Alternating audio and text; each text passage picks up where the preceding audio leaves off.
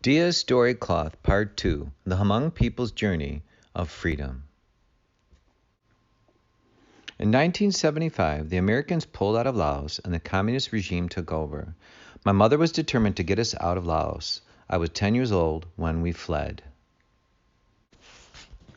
Escaping meant we had to cross the Mekong River, but the river was dangerous. People who didn't have boats had to cross by swimming or using inner tubes and bamboo poles to stay afloat.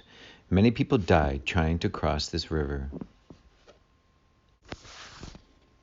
Like other escaping Hmong, we lived in a refugee camp when we arrived in Thailand. We lived in barracks. Some families planted small gardens. All the Hmong were very homesick.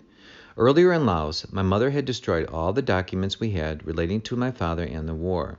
So, we didn't have anything to prove my father was actually fighting on the sides of the Americans. But when we got to the camp, one of my father's friends gave us a photo of my father taken at the front lines. The U.S. government sent staff to interview the Hmong refugees to determine who would be able to emigrate to America. When the American lady came to interview us, the photo of my father was our proof that we were qualified as political refugees. In 1979, after 4.5 years in the camp, we left Thailand for America. As the buses left the camp, we said goodbye to all the people we knew. In some families, there were members who had to stay behind in Thailand, while their relatives were allowed to go to America. Many people cried. When my people first arrived in America, most didn't speak or write English.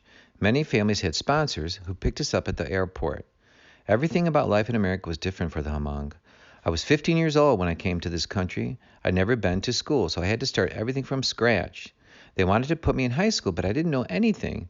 Then they wanted to put me in an adult school, but the teacher said I was too young. Finally, I started high school. 13 years later, I received my master's degree from Northern Arizona University.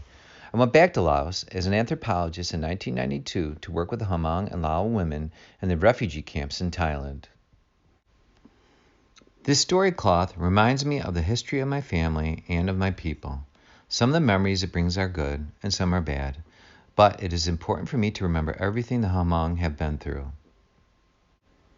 Hmong women in America continue to stitch new story cloths. We all have vivid memories about our lives and culture and history. The story cloth is a bridge to all the generations before us. When I show the story cloth to my niece and nephew, who were both born here in the United States, I point to different pictures and tell them that this is what it was like.